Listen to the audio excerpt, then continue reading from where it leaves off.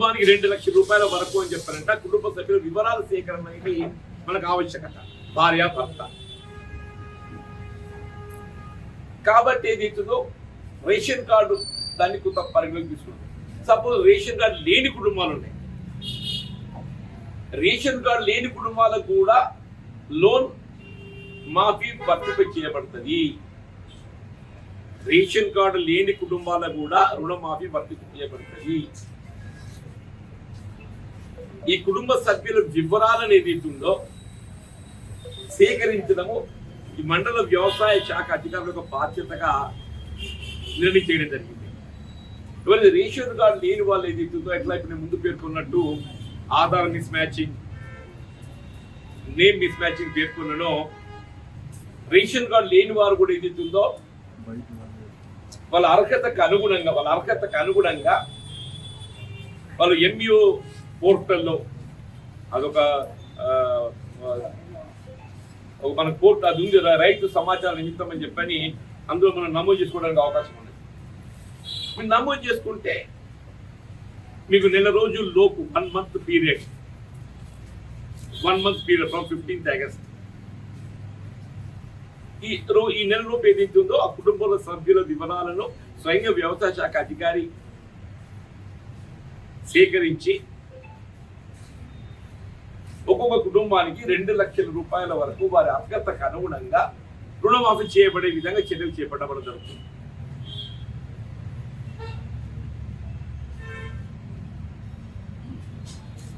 ఇప్పుడు 2 లక్షల పైబడ్డ వారు కూడా ఉన్నారు. ఉదాహరణ 2 లక్షల పైబడ్డ వారు కూడా ఉన్నారు. ఇప్పుడు వాళ్ళకు కూడా రుణమాఫీ వర్తింపజేయబడుతుంది. 2 లక్షల పైబడి ఉన్న వారికి కూడా వాళ్ళు ఏదైతే 2 లక్షల పైబడ్డ మొత్తాన్ని ఏదైతుందో వారు చెల్లించాల్సిన బ్యాంకుకు చెల్లించి ఆ రిసీట్ ఏదైతుందో సంబంధిత వ్యవసాయ శాఖ అధికారికి ఇచ్చేస్తే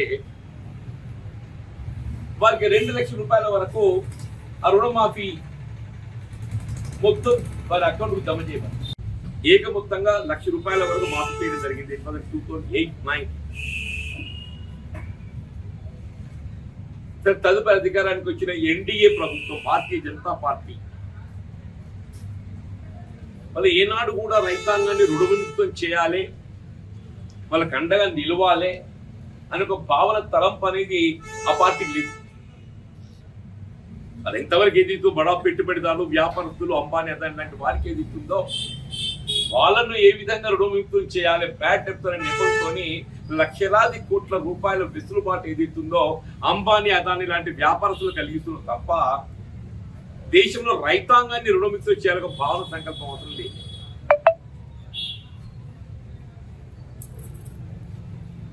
ఇప్పుడు వాళ్ళు అమలు చేస్తుంది ఏంటి? Prime minister Kisan Samman Yojana. కేవలం ఒక రైతు కుటుంబానికి 6,000 రూపాయల వరకు 3 పర్యాయాలు 2,000, 2,000, 2,000 కమతంకు సంబంధం లేకుండా, ఎక్స్టెంట్ కు సంబంధం లేకుండా సరే అందులో పొందుపరిచిన ఆంక్షలు కూడా మనకు తెలుసు. అదే విధంగా చట్టసభకి ఎంపికైనటువంటి వారికి వర్తించదు, ప్రభుత్వ ఉద్యోగస్తులకు వర్తించదు, విశ్రాంతి ఉద్యోగస్తులకు వర్తించదు, అట్లాగే ట్యాక్స్ పేయర్కు వర్తించదు, అవన్నీ ఉన్నాయి అనుకోండి. అది కానీ కాంగ్రెస్ పార్టీ ఏదైతున్నదో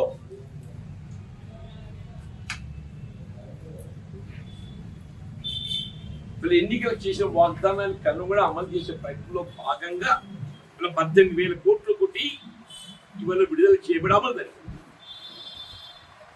సరే, వివిధ కారణాలు, ఉదాహరణకి ఏదైతుందో ఆధార్ మిస్ మ్యాచింగ్. ఇప్పుడు ఈ loan is linked with Aadhaar miss matching అయ్యే వరకు ఏదైతుందో ప్రభుత్వం వారికి ఒక అవకాశం ఇచ్చింది ఆధార్ సరి చేసుకోవడానికి. ఎప్పుడైతే ఆధార్ సరి చేయబడుతుందో automatically they will get the loan wavering.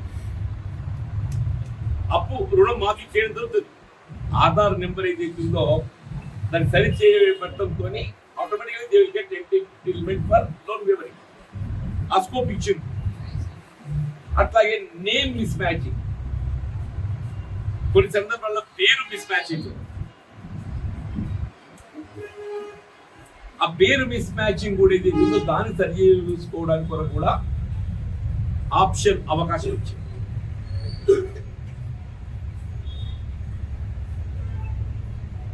దాంతో పాటుగా ఉదాహరణకు రేషన్ కార్డు అనేది ఇది ఆంక్ష కాదు. రేషన్ కార్డు అనేది ఎందుకు దాన్ని మనం పరిగణలోకి తీసుకుంటున్నాము?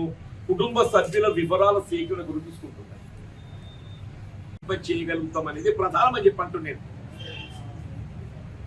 ఇది ముఖ్యంగా రైతాంగానికి సంబంధించిన అంశం కాబట్టి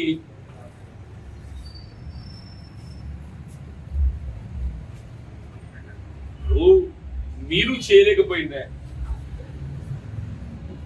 భారతీయ జనతా పార్టీకి అయితే విధానం అంటూ లేదు, పక్కన పెట్టేదాన్ని.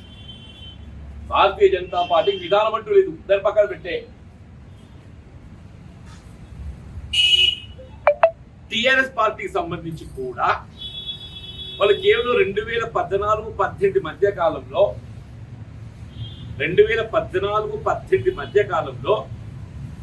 4 విడతలుగా ఈ ₹1,00,000 అమలు చేయడం జరిగింది. రుణమాఫీ ఎప్పుడు బిట్వీన్ 14 to 18 మాత్రమే, అది 4 విడతలుగా. ఇప్పుడు 4 విడతలు చేయడంతో ఏమైపోయింది? వీళ్ళ మొదటి విడత 25,000, రెండో విడతోడు 50,000 ఉన్నాడే. ఈ రెండో విడతోడికి అది అమలు అయ్యే సమయం 2 సంవత్సరాలు పడుతుంది. ఈ 2 సంవత్సరాలు 50,000 నీకు వడ్డీ దాని మీద పడుతుంది. 50,000 అమలు పొందటానికి ఏదైతున్నదో 2 సంవత్సరాల కాలం పడుతున్నది. ఆ 2 సంవత్సరాల కాలం 50,000 వడ్డీ భారం అనేది రైతు మీద పడుతున్నది.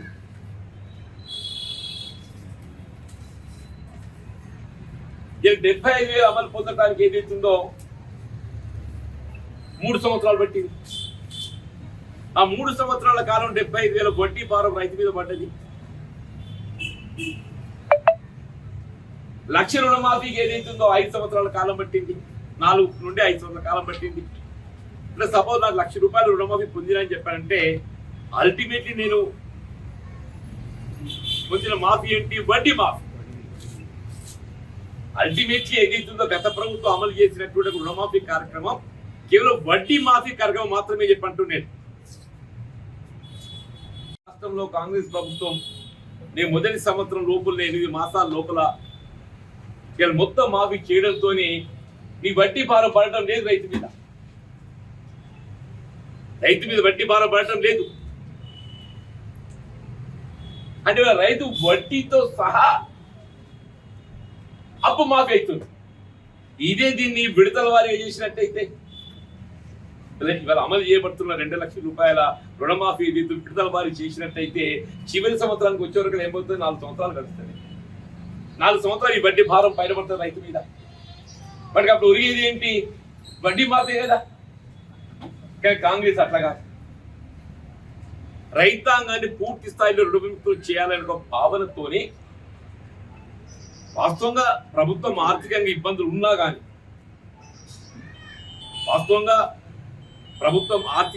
ఉన్నప్పటికీ కూడా ఇలా రైతు సంక్షేమం ప్రధానం కాబట్టి రైతాంగాన్ని రుణవిముక్తులు చేయాలనే ఒక భావన సంకల్పంతో ఇలా వితిన్ 8 to 9 months అంటే ₹2,00,000 వరకు రుణమాఫీ అమలు చేస్తున్నటువంటి ఏకైక ప్రభుత్వం తెలంగాణ రాష్ట్రం కాంగ్రెస్ ప్రభుత్వం చెప్పక తప్పదని చెప్పట్టు.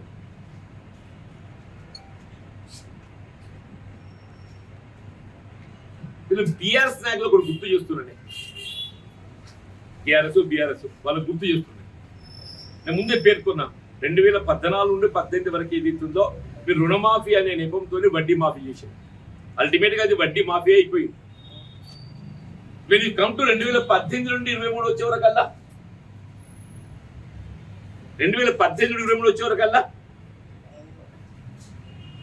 20,000 కోట్లకు ఏదైతుందో వాళ్ళు విడుదల చేసి అమలు చేసింది కేవలం 11,000. అది చివరి సంవత్సరం.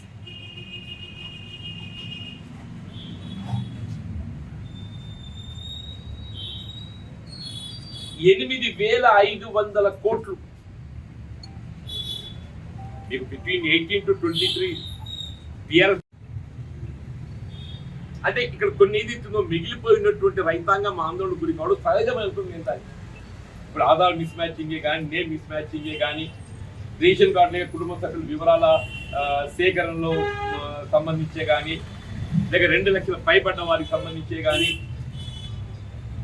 మొత్తం రాష్ట్రంలో ఒక 2-3 బ్యాంకులు ఏదైతుందో వాళ్ళు వివరాలు సక్రమంగా అప్లోడ్ చేయాలి. Canara bank, Indian bank, for example Indian overseas bank, అవి కొంత జాప్యమే. Canara bank, Indian bank. But otherwise ఏదైతున్నదో 90% 90% రైతాంగానికి ఏదైతుందో రుణమాఫీ ప్రక్రియ అమలు చేయడం జరిగింది. ఇంకో 10% ఉన్నారు, వారికి కూడా ఏదైతుందో వారి అర్హతకు అనుగుణంగా ఇప్పుడు ఏ సాంకేతిక నెపంతో ఏదైతే అమలు ప్రక్రియ అమలు జరగలేదో ఆ సాంకేతిక ప్రక్రియ వెరిఫికేషన్ తో వారికి కూడా లభిస్తుంది. దీన్ని కొన్ని రాజకీయ పార్టీలు ఏదైతే ఉందో మీరు రైతాంగానికి గైడ్గా నిలబడి,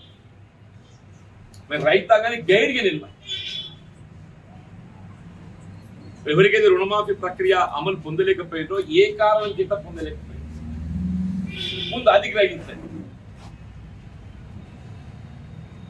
ఏ కారణం చేత రుణమాఫీ అమలు పొందలేకపోయిందో దాన్ని ఏ విధంగా సార్ట్అవుట్ చేయాలి. ఇలా మండల స్థాయిలో మన గ్రీవెన్స్ సెల్ ఏర్పాటు చేసింది. మండల వ్యవసాయ శాఖ స్థాయి అధికారిగా మన గ్రీవెన్స్ సెల్ ఏర్పాటు చేసింది. మన ఆధార్తో ఏదైతుందో అందులో మనం నమోదు చేస్తే మన అమలు పొందలేకపోవడానికి కారణం తెలుసు. మీరు కూడా గమనించుంటారు మీరందరూ కూడా. ఇప్పుడు అమలు పొందలేకపోయిన కారణం తెలిసి రావడంతో దాన్ని ఎట్లా అధిగమించాలి, దాన్ని ఎట్లా సార్ట్అవుట్ చేసుకోవాలి. సార్ట్అవుట్ చేసుకొని యూ కెన్ గెట్ ఎంటైటిల్మెంట్. ఆ విధంగా ఇప్పుడు మనం ప్రజాప్రతినిధులము, రాజకీయ పార్టీలు అనేది ఏదైతుందో ఏ ప్రభుత్వమే కానీ అమలు చేయబడిన కార్యక్రమం దాని లబ్ధిదారులకు అర్హతకు అనుగుణంగా ఏ విధంగా అందింప చేయగలుగుతాం అనేది ప్రధానమని చెప్పి అంటున్నాను. ఇది ముఖ్యంగా వాళ్ళు ఎన్నికల ప్రణాళికలు కూడా పేర్కొనలే. 18-23 వరకు ఏదైతుందో చేతులు ఎత్తేసారు మధ్యలోనే. వాళ్ళు ఏమైనా లెక్క ఏం చెప్తారు ఎరికైనా, మేము 10 ఏళ్ళకి ఇంత ఇచ్చినాం, 10 ఏళ్ళకి ఇంత ఇచ్చినాం అని చెప్పంటారు. 10 ఏళ్ళు అంటే 2 టర్మ్స్. 10 సంవత్సరాలల్లో ఎన్ని టర్మ్స్ వస్తుంది? 2 టర్మ్స్ వస్తుంది. మొదటి టర్మ్ మీరు ఏదైతే రుణమాఫీ అమలు చేసిన పేర్కొంటుందో అది వడ్డీ మాఫీకి సరిపోయింది. రెండో టర్మ్ లో ఏదైతే ఉందో మీరు 20,000 కోట్లు అమలు చేయవలసింది కేవలం 11,000 కోట్లకి సరిపెట్టింది. 20,000 కోట్లు అమలు చేయవలసింది కేవలం 11,000 కోట్లకి సరిపెట్టింది. అంటే మీరు 5 ఏళ్ళైనా కూడా అమలు చేయలేదు. 5 సంవత్సరాల పూర్తి స్థాయిలో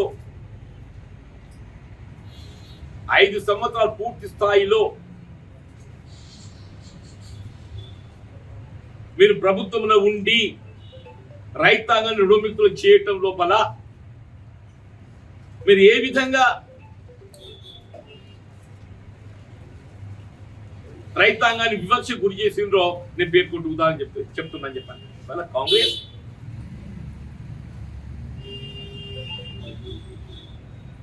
ఇవాళ పంటల బీమా పథకం, రైతుపై రూపాయి భారం లేకుండా పంటల బీమా పథకం అమలు చేస్తుంది.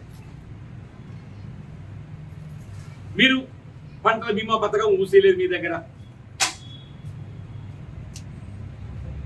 ఇవన్నీ జరుగుతుంటే నేనేమంటున్నాను, దయచేసి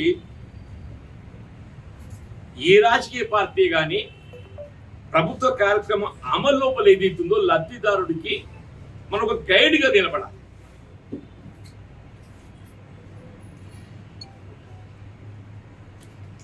ఒక సలహాదారుడిగా అది ఏ విధంగా ఏదైతుందో ప్రభుత్వం నుండి ఆశించినటువంటి ఒక లబ్ధి పొందగలుగుతాడు. మీరు సలహాలు సూచనలు ఇచ్చి బ్యాంక్స్ అంటే కెనరా బ్యాంక్, ఇండియన్ బ్యాంక్ చెప్పా కదా నేను. కెనరా బ్యాంక్, ఇండియన్ బ్యాంక్ ఏదైతే ఒక ఫీడింగ్ లోపల జరిగిందని చెప్పాను.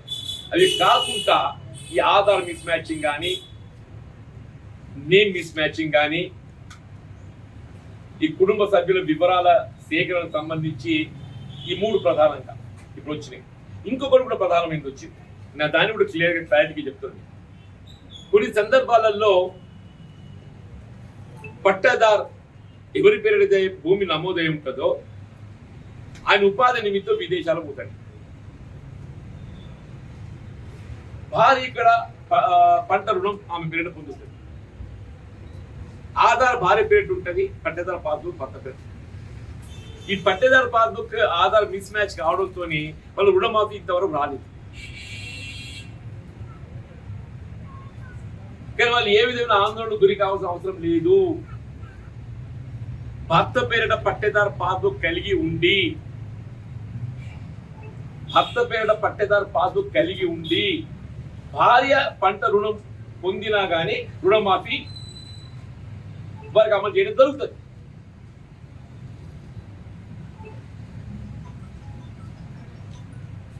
ఈ గ్రీవెన్స్ లో నమోదు చేసుకోవాలి. ఏమని ఇది చాలా వరకు మా దృష్టి కూడా వచ్చినాయి. మన దగ్గర గ్రామీణ ప్రాంతంలో సాధారణంగా ఉపాధి నిమిత్తం దేశం పోతారే. ఉపాధి నిమిత్తం దేశం పోయినప్పుడు ఏదైతుందో పట్టేదారు పాస్బుక్ భర్త పేరు ఉంటుంది, భార్యకి ఏదైతుందో సాగులో ఉంటుంది కాబట్టి బ్యాంకర్ అప్పిస్తుంది. ఆమెకు అర్హత ఉన్నది, ఆమె కూడా అప్పు మాఫీ అవుతుంది, మీరు నమోదు చేసుకోవాలి. బట్ వెరిఫై చేసి పట్టేదారు పాస్బుక్ భర్త పేరు ఉంటే అప్పుడు దాన్ని భార్య ఆధార్ లింక్ చేసి రుణమాఫీ చేయడం దొరుకుతుంది చెప్పండి. అంటే ఇన్ని ఇప్పుడు సాంకేతికంగా కొన్ని సమస్యలు ఎదురవుతాయి. రుణమాఫీ ప్రక్రియ లోపల కొన్ని సాంకేతికంగా సమస్యలు ఎదురవుతాయి.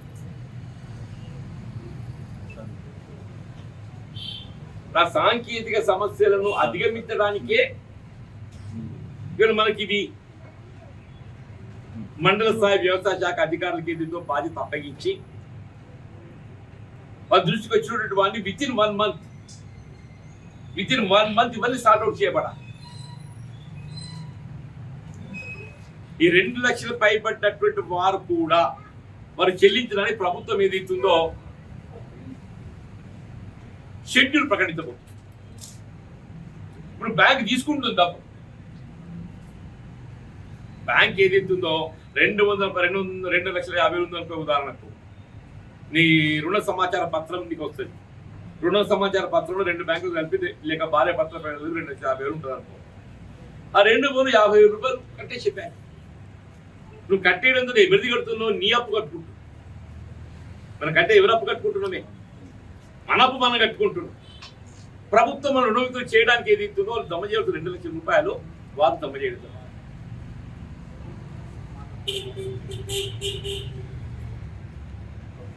దయచేసి ఈ కార్యక్రమం పాజిటివ్ తీసుకోవాలి. ఇంత మంచి కార్యక్రమం అనేది ఏది ఇస్తుందో గతంలో ఏ రాజకీయ పార్టీ కూడా గతంలో టీఆర్ఎస్ రుణమాఫీ అమలు చేయాలని సంకల్పించినా కానీ అది కేవలం వడ్డీ మాఫీకే మిగిలిపోయింది. అది మొదటి విడత. రెండో విడత వాళ్ళు ఆ వడ్డీ మాఫీ కూడా చేయలేదు. రెండో విడత ఈ 18-23 మధ్యకాలంలో వడ్డీ మాఫీ కూడా చేయలేదు. ఇలా కాంగ్రెస్ పార్టీ ఆ విధంగా కూడా రైతుకు తోడుగా నిలవాలి, ఇది ఒక రైతు సంక్షేమ ప్రభుత్వంగా గుర్తింపు పొందాలి, రైతుకు తోడు ఉండాలి అనేటువంటి భావంతో అమలు చేస్తుంటే అన్ని రాజకీయం చేయాలని ప్రయత్నం చేయడం పుస్తకం ఈ విధంగా కనిపిస్తుందో ఈ అప్పీల్ ఒకటే ఏంటంటే మీరు రైతుకు తోడు నిలబడి మరి ఏ విధంగా ఈ సాంకేతిక సమస్యలను అధిగమించడం అవకాశం ఉందో వారికి గైడెన్స్ ఎక్కడికి వచ్చి ఏదైతుందో వాళ్ళని రుణమితుడికి అతన్ని గైడ్ చేయాలి. ప్రభుత్వం అన్ని అవకాశాలు ఇస్తుంది. ఎవరైతే మిగిలిపోయినరో సాంకేతిక కారణాలతోని వారి వెసులుబాటు కల్పింప చేయటానికి వారి అర్హతకు అనుగుణంగా రుణముక్తి పొందటానికి రుణమాఫీ పొందటానికి వీళ్ళు అన్ని ఆప్షన్స్ ఓపెన్ చేసి పెట్టింది మండల స్థాయి లోపల. ఈవెన్ ప్రెస్ మిత్రులు కూడా దయచేసి వెరిఫై ఇలా మండల స్థాయి లోపల ఏదైతుందో ఏం దొరుకుతుంది ఏంటి, నిజంగా ఆప్షన్ ఓపెన్ చేసిందా చేయలేదా, చేయకుండా bring to notice of the collector. మీరు తప్పులేదు దాంట్లో.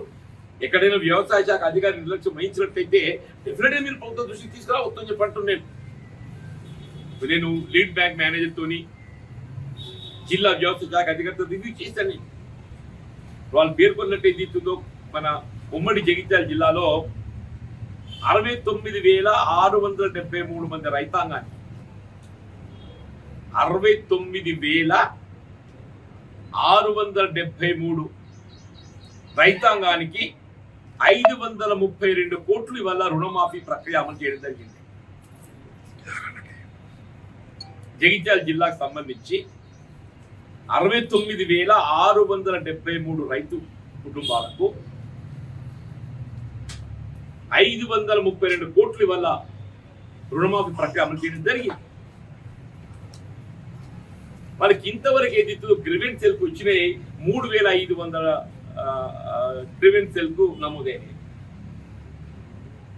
3,500 నమోదైనవి. 23 టీఆర్ఎస్ ప్రభుత్వం ఏదైతే ₹1,00,000 వరకు రుణమాఫీ చేస్తామని చెప్పి చెప్తున్నారో అందులో నుండి 8,500 కోట్లు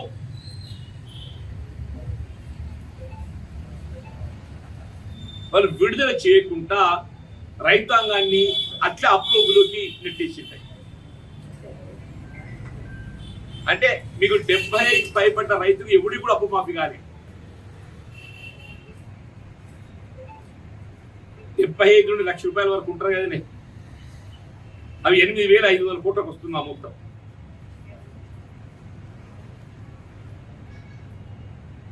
ఆ 8,500 కోట్లు విడుదల చేయకుంటే ఏదైతే ఉందో ఆ 75,000 నుండి ₹1,00,000 వరకు కూడా మాఫీ చేయలేదు.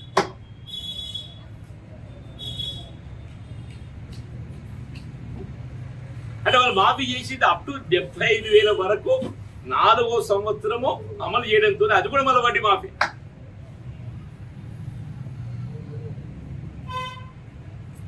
చివరికి అయితే మొన్నటి ఎన్నికల ప్రణాళిక చెప్పట్టు నేను మొన్న 2023 ఎన్నికల ప్రణాళికలో సరే బీజేపీకి అయితే రుణమాఫీ అటువంటి ఆలోచన లేదు, ముందే పేర్కొంది. టీఆర్ఎస్ కూడా చేతులు ఎత్తేసి రుణమాఫీకి సంబంధించి మొన్నటి ఎన్నికల ప్రణాళికలో బీజేపీతో సహా టీఆర్ఎస్ పార్టీ కూడా చేతులు ఎత్తేసింది. It is only the Congress party, it is only the Congress party which stood by the farmer. రైతుకు అండగా నిలిచి మేము ₹2,00,000 రుణమాఫీ చేస్తామని చెప్పి మేము ఎన్నికల ప్రణాళికలో పేర్కొనడము దాన్ని అమలు చేశాం. 2,50,000 కావచ్చు 3,00,000 అందరిపైన అంటే 2,00,000 రుణమాఫీ చేయాలి. ఆ తర్వాత మేము కట్టుకుంటాం, బ్యాంకులతో మాట్లాడుకుంటాం, మేమేమైనా తీసుకుంటాం. కానీ అది రైతులు సమస్య ఏంటి బాబంటే ప్రభుత్వం యొక్క ఆలోచన కానీ లేక వాస్తవం కూడా ఏంటంటే రైతులు రుణ విముక్తులు చేయాలి. రైతులు రుణ విముక్తులు చేయాలి. రైతు ఎప్పుడు రుణ విముక్తులు అవుతాడు? మొత్తం అప్పు చెల్లించబడ్డప్పుడు మాత్రమే రుణ విముక్తులు అవుతాడు. పార్ట్ కట్టితే రుణ విముక్తులు కాడు. మీరు అన్నట్టు ఏదైతుందో ఈ 2.5 లక్షలు 3 లక్షల లోపల నువ్వు 2 ఇచ్చేసి నా లక్ష నేను కట్టుకోను నీకెందుకు అని చెప్పానంటే నువ్వు రుణమిత్రులుగా మళ్ళీ నువ్వు బకాయిదాడివే ఉంటున్నావు. నువ్వు ప్రభుత్వము నిన్ను పూర్తి స్థాయి లోపల ఆ అప్పుల ఊబిలోకి వెళ్ళి వెలికి తీయాలి. ప్రభుత్వం యొక్క ఆలోచన రైతును ఏదైతుందో ఆ అప్పుల ఊబిలోకి వెలికి తీయాలి.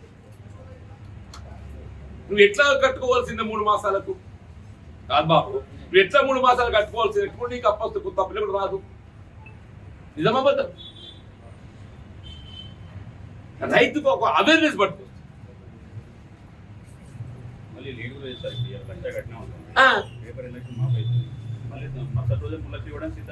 సిద్ధం ఉన్నది నీకు. నిన్న finance minister state level bankers సమావేశం వాళ్ళు లోనింగ్ ఏదైతుందో కొంత జాప్యం అయితే కూడా నేను మనం అందించుకుందని మీరు గమనించి టార్గెట్ రీచ్ కావాలి. ఇలా స్కేల్ ఆఫ్ ఫైనాన్స్ కి అనుగుణంగా అప్పు ఇవ్వాలి. బ్యాంకర్స్ ఏం చేస్తున్నారు, స్కేల్ ఆఫ్ ఫైనాన్స్ ను పరిగణలోకి తీసుకుంటారు. ఇప్పుడు మనకు ఈ పంట రుణం లోపల ఒక వెసులుబాటు ఇంకోటి ఏంటంటే ఇది మాఫీ ప్రక్రియ ప్రభుత్వ పార్టీ ఆలోచన విధానం. కానీ reserve bank of India guide lines కి అనుగుణంగా పంట రుణము 7% వడ్డీ ఉన్నది.